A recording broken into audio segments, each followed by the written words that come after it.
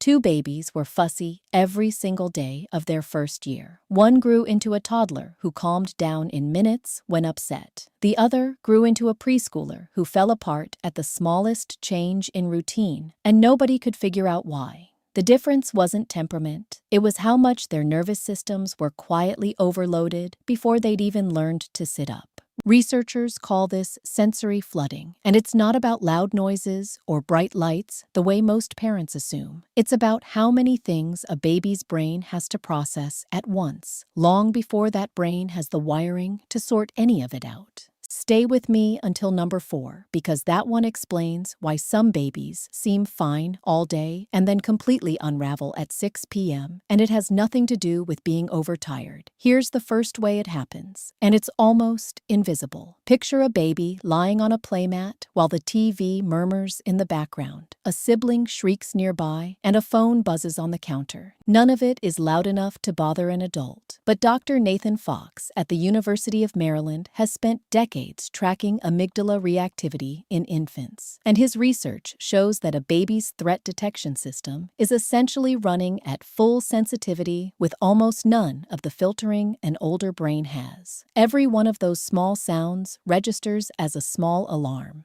This isn't a sign you need a silent house. That's not realistic, and it's not the goal. It just means a few quiet stretches a day matter more than most parents realize. The second way is eye contact that never lets up. A well-meaning parent leans in, narrates everything, makes big expressive faces, trying to engage. Dr. Edward Tronick's still-face experiment at the University of Massachusetts Boston is famous for the opposite problem: babies distressed by a blank face, but his broader body of work also shows babies actively look away to self-regulate. And that gaze aversion is a normal coping tool, not rejection. When a parent keeps pulling a baby's face back for more interaction, the baby loses the one tool it has to reset. One overly intense playtime doesn't undo your bond. Babies need good enough attunement, not nonstop engagement. Third, and this one surprises people, too many toys in view at once. Not too many toys owned, too many visible at the same time.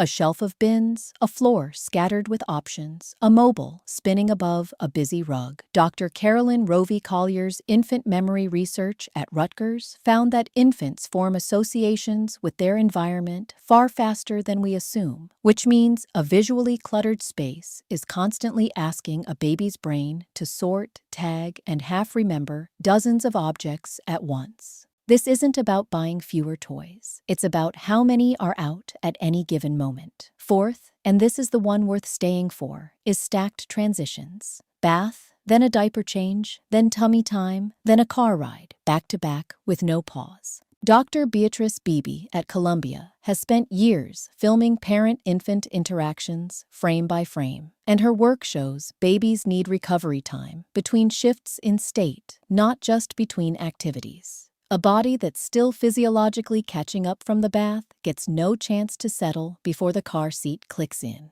This is why a baby can seem completely calm through a busy morning and then dissolve by evening. It's not tiredness alone, it's the accumulated cost of never fully resetting. One rushed morning here and there isn't a problem. It's the pattern, not the moment, that matters. Fifth, well-intentioned overcorrection. Jiggling, patting, shushing, and bouncing all at once. The second, a baby fusses. Dr. Jody Mindell's sleep research has shown that overstimulating soothing techniques can sometimes prolong distress rather than shorten it, because the baby's system is now processing the fuss and the flood of soothing input simultaneously. You're not doing it wrong by comforting your baby. This just means slower, simpler soothing often works better than more of it. Sixth is background multitasking. During feeds, scrolling a phone, half watching a show, talking to someone else while nursing or bottle feeding. Dr. Rachel Romeo's conversational turns research at MIT found that responsive, focused exchanges are what actually build language and regulation pathways, not exposure to more words or stimulation in general. A distracted feed isn't a failure. It just means the feed itself doesn't have to double as stimulation time. It can just be a feed. Seventh, inconsistent daily rhythm, naps and meals shifting by hours, day to day, with no anchor points. Harvard's Center on the Developing Child has published extensively on how predictability, not rigidity, is what helps a developing stress response system learn what to expect. A flexible day is fine. A day with zero anchors is what taxes the system. Here's what this actually looks like in 3 simple moves. First, spot the flood. Notice when your baby's environment has more than 2 things competing for attention at once, whether that's sound, visual clutter, or back-to-back activity. Second, drop one input taxes the system. Here's what this actually looks like in 3 simple moves. First, spot the flood. Notice when your baby's environment has more than 2 things competing for attention at once, whether that's sound, visual clutter, or back-to-back activity. Second, drop one input, not all of them. Turn off the TV, or put half the toys away, or skip the extra bounce during soothing. You don't have to fix everything, just remove one layer.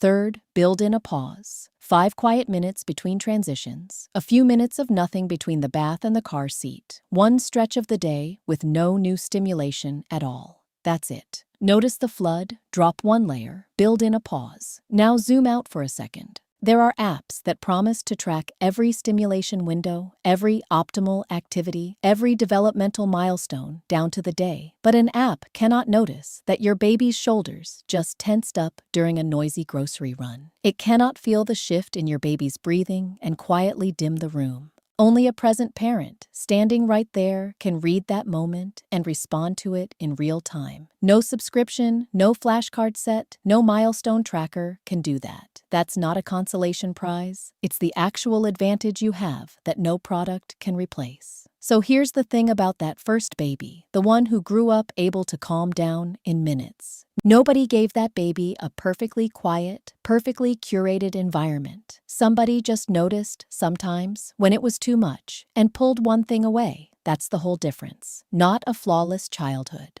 Just someone paying attention, some of the time, and giving that little nervous system room to breathe. You are not failing every time the room is loud or the day runs long. You're not failing when the TV is on during a feed or the toys are all over the floor. This isn't about getting it right every time. It's about noticing more of the time. Somewhere in your baby right now, a nervous system is quietly learning what safety feels like. Not from a perfect house, but from a hand that shows up again and again in the ordinary, noisy middle of an ordinary day. If this changed how you see the little moments with your baby, consider subscribing. We post new videos on baby development every week. And if this was helpful, drop a like. It really helps the channel. See you in the next one. This channel is for educational purposes only and is not a substitute for professional medical or psychological advice. Always consult a qualified professional regarding your child's development.